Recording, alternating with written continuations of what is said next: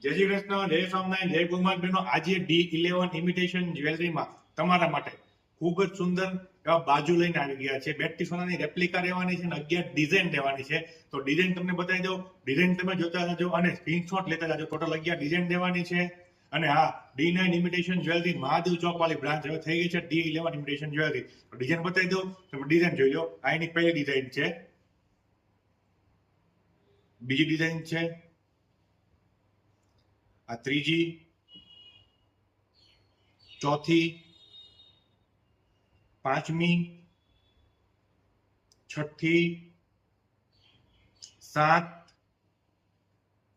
8, 9, 10,